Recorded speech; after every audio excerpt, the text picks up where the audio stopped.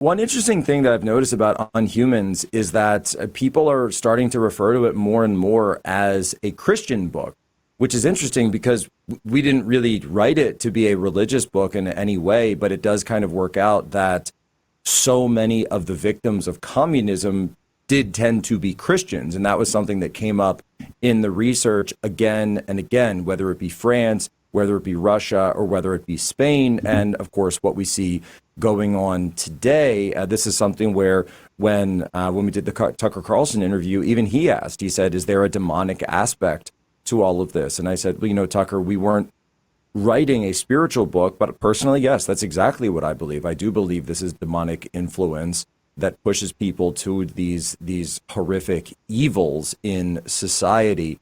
And one of the things that I always like to talk about on the program, and I wanted to get into in this special, is people talk about Jesus spending the 3 days that he was dead.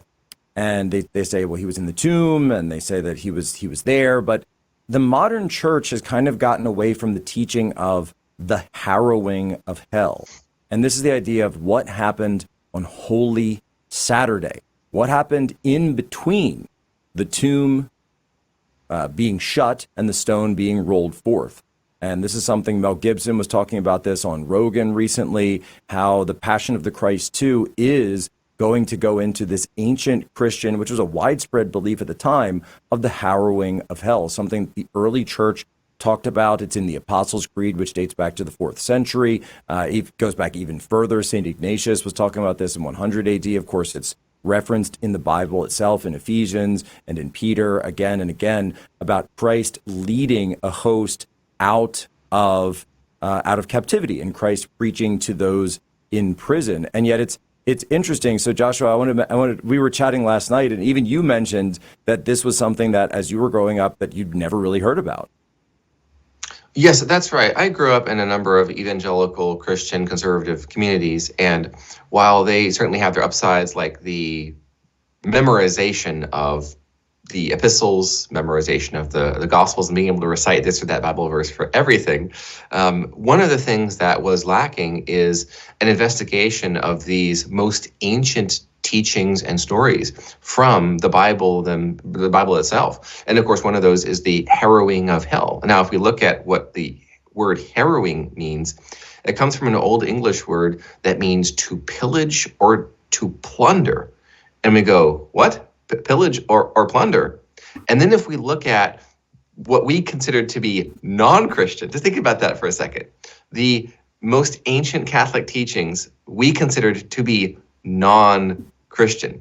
These are the spiritual grandchildren of the apostles, and we totally and completely ignored them because they had the word saint in front of their name. Just I think a bizarre experience that probably tens of millions of people in America can relate to. But when we go back and look at these traditions, we see that the story is that on Holy Saturday, while Jesus was dead, he visited the underworld, in Greek Hades, in Hebrew Sheol. And that is where the righteous and the unrighteous were together, in the underworld. And he pillaged and plundered this level of hell, meaning he preached the gospel, which is in 1 Peter, by the way. He preached the gospel, declared his victory over Satan, over evil, over death itself, and he brought the righteous with him. Now, and that, of course, is what the plundering is. It's a removal of the righteous souls during this judgment period. And the story goes, if we look at the oldest sources of this story, the first two souls he liberated were Adam and Eve. That's right. By the way, you'll find that motif particularly common in the Eastern Church. So people know my wife, Tanya Tay, is Orthodox. And funny enough, Orthodox Easter and Western Easter are actually on the same time frame.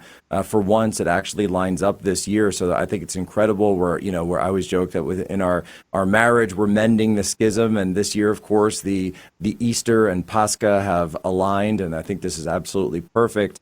And I've also called, by the way, on all the ortho bros to join in. We're doing a 3-day fast. So I'm on like day 2 of the 3-day fast, 72 hours. Just as Jesus was in the tomb for 3 days, we are fasting for 3 days from Holy Thursday until, of course, our Easter meal. But it really is something. And people go, I'll go to Ephesians for people who are saying, what is this? I didn't hear about this. And by the way, just to, when you go to the Orthodox churches, you'll see the icons of Christ breaking the gates of hell and then bringing Adam and Eve out of their tombs. And then, sometimes you'll also see a procession up into heaven. You see this in a lot of Byzantine artwork. You'll see it in Eastern churches. You walk into any Orthodox church, you'll probably find one anywhere in the United States, or certainly in the cathedrals. And so the Western Christian audience, it's like, wait, what is that one? I don't recognize that one. Well, here it is in Ephesians. Ephesians chapter 4, verses 8 to 10. When he ascended on high, he led a host of captives. He who is descended is the one who also ascended far above all the heavens. Matthew 12:40. For just as Jonah was 3 days and 3 nights in the belly of the great fish, so will the Son of Man be 3 days and 3 nights in the heart of earth. And there's quotations from St. Augustine. He descended into hell, broke the gates of darkness, brought forth the souls of the righteous who were held in the bonds of death. St. Ignatius, how shall we be able to live apart from him, seeing that the prophets, being his disciples in the Spirit, were expecting him as their teacher, and for this he whom they rightly awaited when he came raised them from the dead. So there's this, it also kind of serves a logical, I think, it serves a logical work as well, because what to make of all of the righteous? Where are Moses, Elijah, the prophets, Isaiah? Were they in hell because they hadn't gone to heaven yet? Where were Adam and Eve this whole time? Well, Saint Thomas Aquinas tells us that this area of Sheol or Hades was referred to as limbo.